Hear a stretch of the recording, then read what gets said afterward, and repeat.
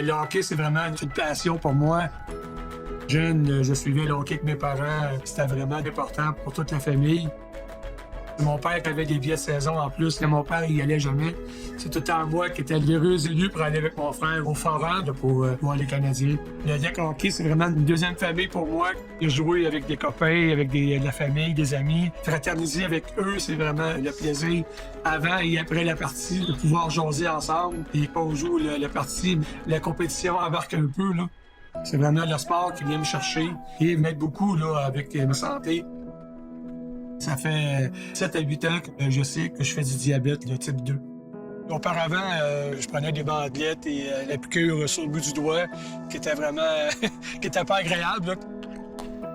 Le système FreeStyle Libre a vraiment changé ma vie. J'avais peut-être la crainte de faire des sports et tout. Le système FreeStyle Libre m'aide beaucoup dans toutes mes activités, que ce soit les sports, que ce soit au travail, chez moi, pour prendre mon taux de sucre régulièrement. Je vous dirais de 15 à 20 fois par jour. C'est vraiment là, pas compliqué.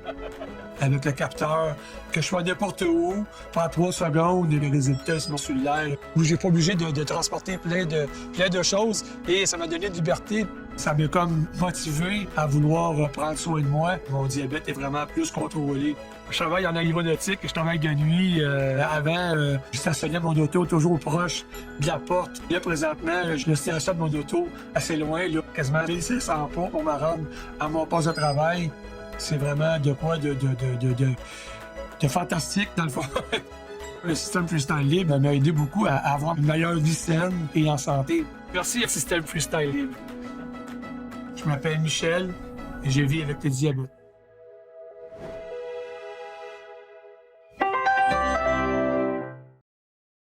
Thank you, Dr. Vallis. That was an excellent overview. Now, I am pleased to announce our next presenter, Lisa DeMolitor.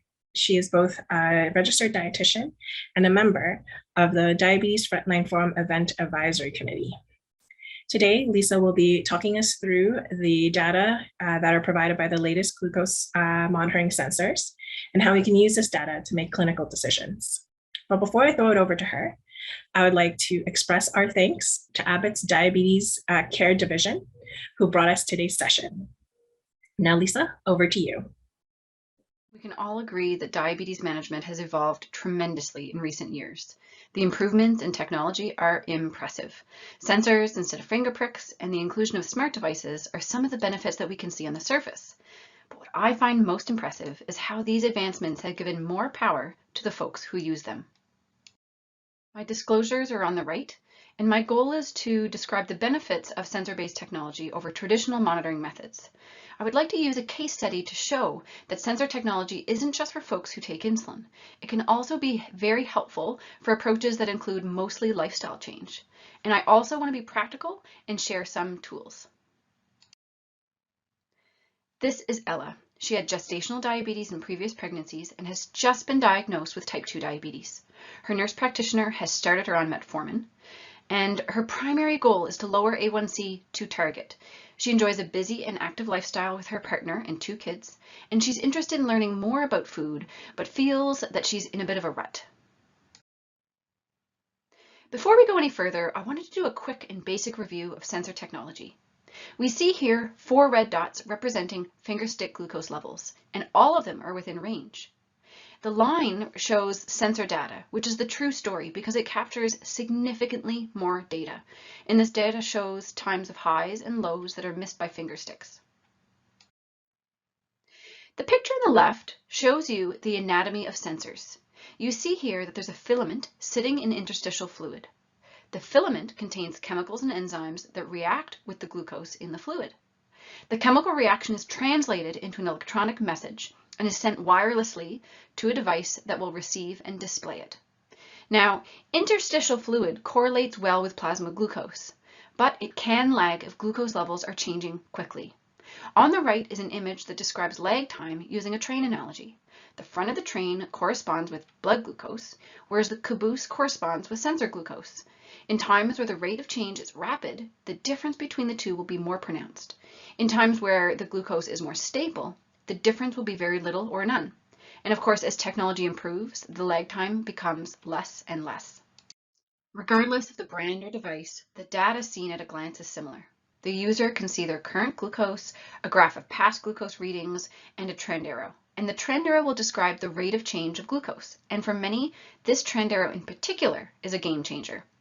This data offers extra insight and faster feedback. And the best part is that it reaches the user before it reaches us as healthcare providers. We used to heavily rely on A1C, which is a measure that was received first by the healthcare provider and delivered to the patient. We depended on A1C to provide an overall picture of glycemic control, but it didn't really do a great job at describing glycemic excursions and specific situations of hypo and hyperglycemia. Now, people are getting better data in the moment, and they also have the option of looking at some summary data for a better view of overall glycemia. If folks are into it, I enjoy going through some of the reports and consensus recommendations because it can help identify areas to focus on first. The first thing that I look at with any report from sensor technology is adequate data. The orange square on the top shows that this report is based on 14 days and 95% of sensor active time. The goal here is at least 14 days and at least 70% of active time. In the middle of the screen is a blue box, and this represents the variability of glucose in terms of percent coefficient of variation, and the goal for this is less than 36%. The colorful vertical bar represents time above range, time in range, and time below range. And there are population-specific targets and parameters for these. So for adults with type 1 or type 2 diabetes, the goal for time in range is greater than 70%. The goal for time below range is less than 4%. And we also want to avoid those extremes, which are glucose that are higher than 13.9 and glucose below 3.0. Some quick stats. Time in range of 70% would equal an A1C of 7%. Every 10% change in time in range equals a 0.5% change in A1C. Each 1% time in range represents 15 minutes of the day. So looking at this AGP graph that we see on the bottom, we're looking for first low, so any time that curve dips below 3.9. We're looking at the shape of the median line and the width of the interquartile range. We're looking for flat, narrow, and in range. And what do we notice here? First of all, going back up to that variability, we notice that the coefficient of variation is higher than the target of 36%. We notice that the time in range is the time in range is less than the target of 70%. The median line has a distinct rise after breakfast, a distinct rise in the afternoon, and at bedtime. Adam Brown does a very stellar job at describing all of the complex contributing factors that affect glucose. And these are some of the graphics from his article called 42 Factors That Affect Blood Glucose. I use this as a conversation map and troubleshooting tool when discussing strategies with patients. For the purposes of this talk, we're going to focus exclusively on factors related to food.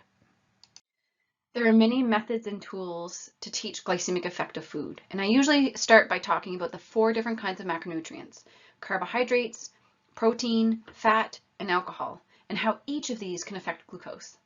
This is a simple visual that can help represent the general principles. Glycemic index and glycemic load are also tools that can be used for this purpose, but I found that we can often get lost in the charts and lists. Sometimes it's helpful to discuss how foods are made and processed. And a food like this flavored instant oatmeal has been cut, rolled, cooked, dried, flavored, and sugared before it gets to the shelf. Something like this may have a very fast and high glycemic response. Something like these quick oats don't have sugar added to them, but they have been cut, rolled, cooked, dried, and packaged for a shorter cooking time. These large flake oats or old-fashioned oats take longer to cook because they haven't been as processed and may have a more moderate glycemic response. Something like these steel-cut oats take even longer to cook, have been a little bit less processed, and may have an even smaller glycemic response. What's really neat is that a sensor graph can provide similar visuals, but ones that are very tailored to the individual and the foods that they eat. What this means is that people are coming to my office wanting to talk about food. They've noticed patterns and made observations about food that they were never able to before. Back to Ella. So she was really keen to make changes to food and at first really wanted a meal plan. We instead agreed to use data from a 24-hour food recall and 1 day's worth of a sensor graph. to discuss the glycemic effect of food. And I want you to take a moment and jot down what feedback you would give to Ella based on the data that you see here. Remember that we want to stay away from statements that imply a moral connection to food. It's important to direct the conversation and language to a space that's curious and not judgmental. Food is not good or bad, clean or dirty. We want to avoid generalized statements such as don't eat anything white. It confuses things and it does harm. So we're going to get back to this in just a moment. When we look at the shape of the trend line, the goal is to see a curve similar to the one in section A here, the red line in section A. It rises no higher than 10 and resolves within 4 hours, an easy 4-hour rolling hill. In section B, we see that the curve rises sharply like a rocky mountain and comes down quickly. In section C, we see a line that rises sharply above 10 and stays high. And if we're just thinking about food, these last two examples indicate that the insulin that the body has made wasn't able to match the glycemic load of the meal. It wasn't a bad meal necessarily, it was just a meal that didn't match what the body could do. The conversation started with some non-judgmental questions. Diabetes Canada has some resources on decisional balance, motivational interviewing, and goal setting. We dabbled with these and kept the main goal of a lower A1C in mind as we made a plan. This meant that we were going to try to lower A1C by trying to improve time in range by making some food tweaks. Before even starting the conversation, Ella identified juice at breakfast as something that she wanted to change. She makes her breakfast in the kitchenette at work every day, and there's always orange juice around. She feels very confident that she can make the change to water or something similar. We spoke about meal balance and agreed that there was room for protein at breakfast. Ella enjoys peanut butter, so she made a plan to add this to her toast. She previously avoided peanut butter because she was always told that it was very high fat, and she thought that she should. Adding the protein and replacing juice may help flatten the curve after breakfast. Ella enjoys the yogurt that she has in her break, and we didn't make a change here. For lunch, Ella eats a salad. This is an easy routine for her. It's one of those bagged kale and broccoli salads because she's short on time but wants to get her veggies in. When she leaves for work at the end of the day, though, she picks up her kids from the bus stop and she is famished. She ends up hunting in the pantry for a snack to munch on while she cooks supper, and she ends up eating Ritz crackers, a granola bar, and some graham crackers. This is what contributes to the rise of glucose in the afternoon. To ambush this hunger, we made a plan to add some more food at lunch. Protein is tough because time is limited, but she likes boiled eggs and feels very confident about the idea of boiling up a batch of eggs at the beginning of the week. An alternative backup plan is using leftover meat from the previous supper, and her second backup plan is to use flavored tinned tuna. She makes a plan to also bring some hearty fruit like an orange or an apple and a bag of nuts so that she can nibble if she's still hungry. These are all non-perishable items that won't go to waste if uneaten that day.